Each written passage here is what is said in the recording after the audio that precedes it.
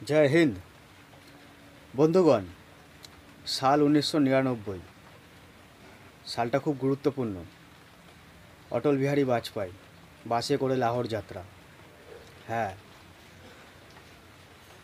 পূর্ব প্রধানমন্ত্রী অটল বিহারী বাজপেয়ী পাকিস্তানে লাহোর যাত্রা করেছিল নওয়াজ শরীফের সঙ্গে দেখা করতে।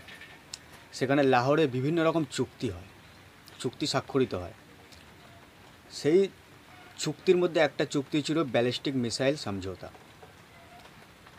তো ব্যালিস্টিক মিসাইল চুক্তি নিয়ে একটা দুজনের মধ্যে এই মত হয় যে যে কেউ ব্যালিস্টিক মিসাইল যদি পরীক্ষা করে তাহলে সেটা 3 দিন আগে অপর পার্টিকে জানিয়ে দেবে। মানে ভারত যদি পরীক্ষা করে তাহলে পাকিস্তানকে জানিয়ে দেবে 3 দিন আগে, পাকিস্তান যদি ব্যালিস্টিক মিসাইলের পরীক্ষা করে তাহলে ভারতকে 3 দিন আগে জানিয়ে দেবে।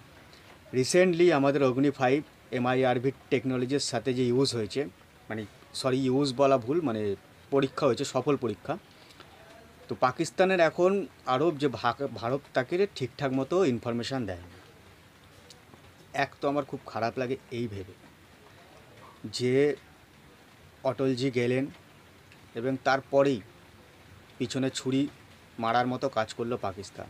আমরা সবাই জানি তারপরে কার্গিল হলো। এই কার্গিল যুদ্ধে পাকিস্তান কিছু করতে পারলো কি না জানি না, কিন্তু বিশ্বাসটা বিশাল হারে হারিয়ে ফেললো। তারপর থেকেই পাকিস্তানের প্রতি দেখার আমাদের চিন্তাভাবনাটাই আলাদা রকমের আছে। আর প্রত্যেকবারই এরকম হয়। নরেন্দ্র মোদী গেল বিয়েতে পাকিস্তানে, হয়ে গেল এখানে পুলওয়ামা। তো এদের ফিদরাতটাই এরকম, এখন বিশ্বাস করাই উঠে গেছে।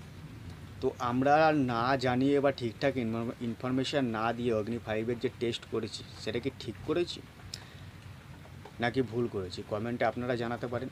আর একটা কথা, এই টেকনোলজি পাকিস্তানের কাছে নেই। MIRV টেকনোলজি কি, তার উপর একটা আমার ভিডিও আলাদাভাবে আছে, সেটা দেখতে পারেন। এটা চায়না, রাশিয়া, ইউএসের কাছে আছে, ঠিক আছে। এই টেকনোলজিটা যে চায়নাও ভাবতে পারেনি যে ইন্ডিয়া এত তাড়াতাড়ি অ্যাচিভ করে ফেলবে। তো দেখা যাক আগামী দিনে পাকিস্তান আর কি বকবক করে। এরকম ধরনের খবর পেতে থাকলে চ্যানেলটা সাবস্ক্রাইব করে রাখুন, ভিডিও ভালো লাগলে একটা লাইক দেবেন। জয় হিন্দ।